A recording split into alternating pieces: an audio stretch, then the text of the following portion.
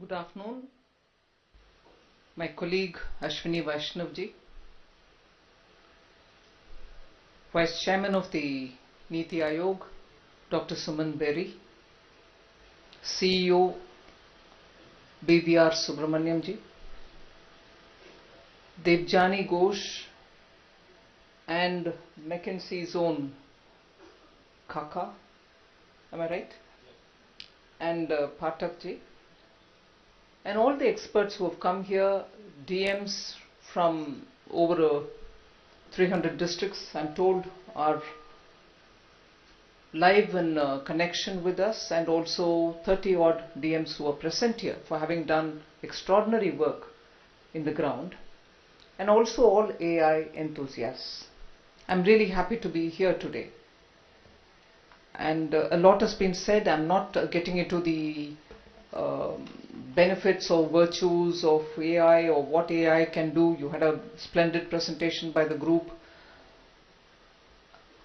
I'm just going to highlight some of the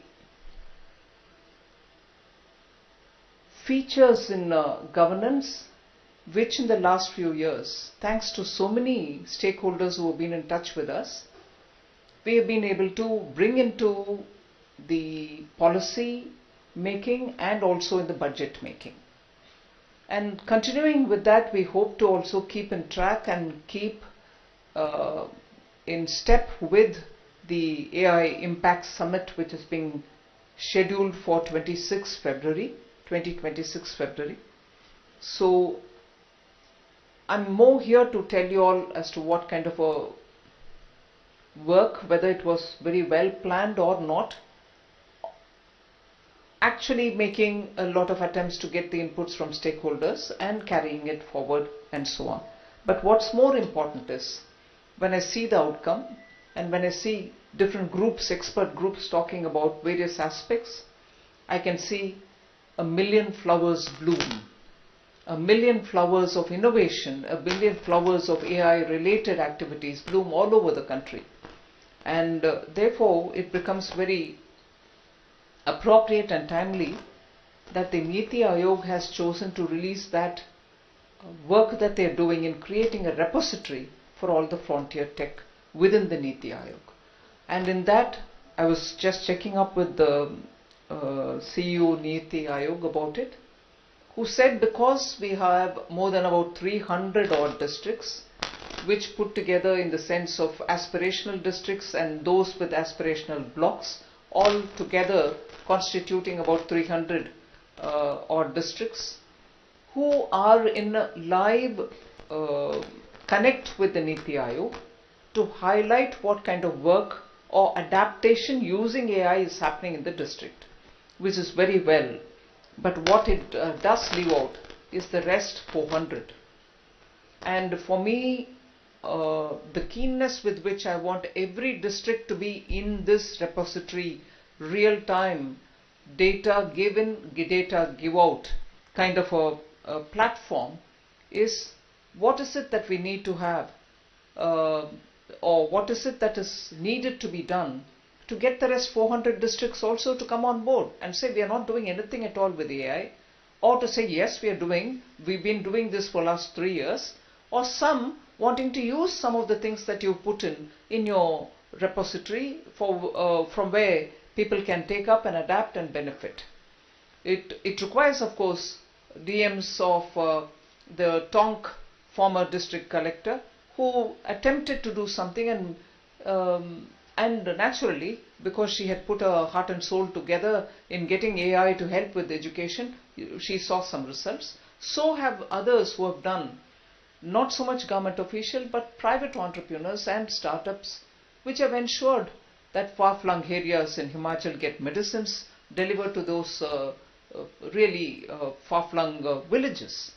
And now that they are spreading it to many other northeastern states like Meghalaya, there are always ways in which quickly such technology innovations can be adapted by other districts as well. So I would want Niti Aayog to see how best the rest of the 400 who are not aspirational districts or blocks, and for whatever reason have remained out of your all the 700 and 60 or 70 districts will have to be in the repository, either to benefit from or to put in their success stories into it. So I would think that is one of the biggest thing. To start with, I already feel the energy in this room where people are revving to do more, wanting to have more assistance. I do not want to crow about what in the last few budgets we've done, but Debjan is probably a first-hand witness who can probably stand up to support me. In the last 4 budgets or 5 budgets, if I remember correct, every time, other than the pre-budget consultation which happens by routine with industry, with trading bodies, with science and technology people, with the health sector, with agriculture sector and so on, there was one which was never defined or described but off the schedule, and that was that one meeting which Debjani and her NASSCOM team would come. And we would ask her to tell us, it's all right, you came in as a group to talk, but tell us that one specific big gap which you find in government, either in the name of funding or in the name of policy support. And she would patiently sit with all of us to tell us, and this I never did alone. I had all my secretaries from the finance ministry to listen to her, to listen to her group. And that is how I would say, whether we did the best thing or not, we brought in a quantum. I distinctly remember her coming and speaking to us, also talking about the GPUs, about which she was saying so many things today. First thing she came to highlight was, we're not doing adequately on GPU, and she was never polite. She would say, you're not doing it. And it used to be one of those hot, really hot interactions where we would go back to say, oh my God, we've not done so much, we've lost a decade, and she would drive home the point very effectively on that. So as a result, the budget had an announcement on quantum mission, the AI centers for education, for agriculture, for health, and urban spaces, urban cities. Now when you showed the presentation, I see you have retained agriculture, you've retained health, you've retained education, but you're talking about now space and space technology. Fine, what has happened to my urban spaces? Where is it? Have you dropped it out? It was mentioned on the recommendation of the team which met me. So we need better cities to live, and therefore I'm very insistent that AI should help us give solutions for better city urban areas which exist and for newer urban centers that we may plan. I think we need to have a greater understanding that AI probably is capable of giving us in situ solutions without having to remove people from where they are, but keep them there, but give them the solutions which has been waiting for decades. So in that way, where I listed out on quantum, I listed out on AI centers of excellence for these specific areas. I also will have to say the first ever big ticket announcement in the budget was after a thrashing session again with Debjani on semicons. She said, what are you all up to? You're doing only these. Even today, a week ago or 10 days ago, she called me to say, what you're doing in AI is insufficient. You're just looking at a chat GPT type of user end problem. But what are those cases where we need to have solutions given? So there's been a live, continuous, interactive session with the NASSCOM and also others who are engaged in AI related activities. So the constellation, as an expression used by Ashwini, technology constellation, we are, I think, clear that we do not want to be behind in any one of them.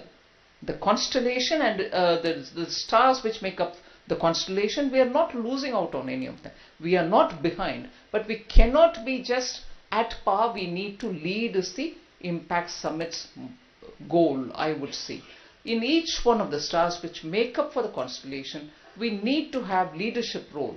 And that's where the effort of the ministry is going. And I'm quite happy for what they're doing. And I can assure you, working together with the Reserve Bank of India, the case which was mentioned in your presentation, Kaku, is the Reserve Bank of India is certainly creating sandbox for various user testing application and so on. Sandboxes were used also when we were talking about digital currencies, retail and wholesale retail digital currencies, which the Reserve Bank wanted to try, and it worked well for them to have the sandbox done. So sandbox creation for financial sector AI applications, for financial and insurance sector AI application, yes, the RBI will create. But I'm seeing wherever I go, people in delegations meeting with me to showcase how much they have advanced in this. The sandboxes may be of use for us to see where the regulatory mechanisms can come in with a soft touch approach, and not to clamp down on it, so that we are happy that we are regulating, but in the process, unfortunately, we are probably killing the technology itself. We do not want regulation that literally wipe off the technology itself. We want regulations because we want a responsible application. We want what was earlier discussed in the UK meet, the ethical application of AI and so on. But that bridge is probably now crossed, because we know how best to go on the ethical regulations and so on. But that has to be kept up, because AI is not static, as we heard now on the data sets and so on. AI is a rapidly progressing, real-time, dynamic thing. And therefore, all of us will have to be conscious that we don't sit back on the ethic, because repeatedly I heard the word used several times by our McKinsey friend, that AI can also have its challenges, and that can affect our so-called demographic dividend that we are talking about. And I see the challenge not just in jobs, but also in the way in which these can be used for the not so much of a betterment of the society. So we need to be clear that regulation has to be running this race equally as much as the technology is running it. If the technology is on a sprint, regulation should also be on a sprint. You cannot be thinking that we've done something about regulation and therefore that's over and done with. So the other interesting aspect which I heard was about the crashing of time, so that we should not lose out on the benefit of the demographic dividend which all of us are talking about. So we need to crash time so that we have all the benefits reaching out to our people. Yes, it is important, because if 80% of people who are going to be dislocated because of, if I heard you right, if 80% of people are going to be dislocated, and if they are going to dislocate, or if they are dislocated, unless we have AI driven upskilling of these 80%, you're not just going to have them come back to do at some level some contribution to the sector. So I would think it's not a gloomy picture of, oh, so many people are going to get thrown out of the job. I would think those are the set which is ready for you to think in terms of AI driven upskilling programs, which I would want more inputs to come to the government to see how best we can get into that activity. Because another one of the things which we mentioned in the budget, which I mentioned 3 earlier, thanks to Debjani coming and speaking to us, there was one other which essentially all of us within the government thought about, and we made a big announcement backed up with money. But I'm unfortunately going to have to say that not very many states have used it. And what is that? Old-fashioned, decades-old institution called the ITIs exist in every district of the country. They are Institute for Technology Training. They are for school dropouts or 10th pass or a 12th pass student to come in and have some exposure to technology. When I'm talking about 20, 30, 40 years ago, they are more talking about welding, lathe machine, or power tools to be used and so on. Never in the age of high technology, and certainly not in the age of AI. So what we did in the budget was to say, look, we will fund every one of these ITIs which have to be upgraded in a hub and spoke model. Suppose a state has about 100 districts or 30 districts, let's say. Highest is about 80, which is UP. But if there are 30 districts, the state can plan for itself that it will have 10 centers which are the main centers, and attached to them in a hub and spoke model will be the rest of it. However, for upgrading them, we said we will fund in order that they find enough training materials and also equipments, whether it is a AI driven equipment or AI adaptable equipment which you'll need for training young minds in the districts. So we announced that we will fund the updating of ITIs, which will have now to be AI centers of learning, so that school dropouts or 12th pass or even a graduate who comes out of an institution can go to his district ITI and have a training which will really ready him for a market which wants AI skills, because industry is rapidly changing their production models. And if their models are going to be now AI driven, and which is very good for productivity benefits that we derive, and if you're talking about accelerated growth in our economy, you need productivity gains to be part of what every industry does. And for that, AI adaptation by industry is absolutely critical. Many of them are doing it, but there is a mismatch. They are doing the AI adoption, but the market is not giving them AI ready human resources. As a result, industry today says, oh, all right, you're talking about joblessness, but get us people who are AI ready. I am changing I am adapting I'm shifting my process of production towards this AI driven era, and that's good for productivity. But where are these people?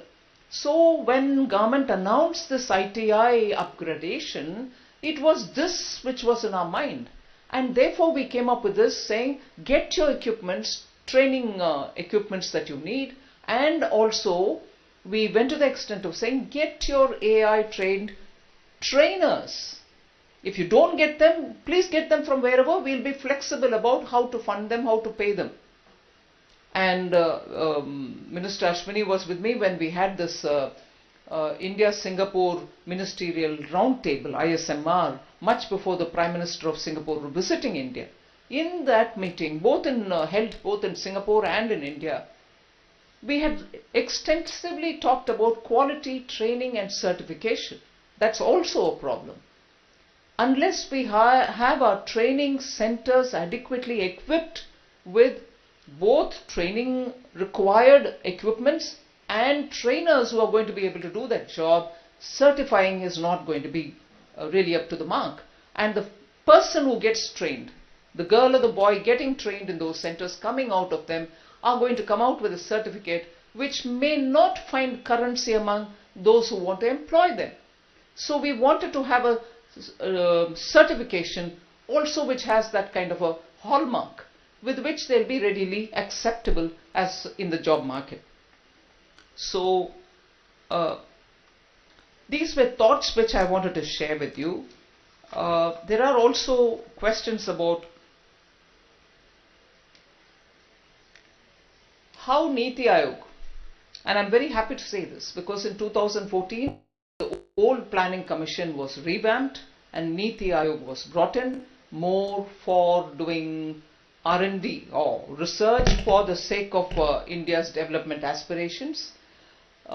Niti Aayog had taken up very many different roles in preparing developmental disparity related reports which have come of use for us when we are planning for the next set of reforms or the next set of funding. Today, but I must say with a great sense of appreciation, under both the Vice Chairman Dr. Suman Berry and the CEO BVR Subramaniam, being guided, all of us being guided by the Honorable Prime Minister, AI and AI related matters have really caught on a lot, that the Niti Aayog is actually moving very strongly forward.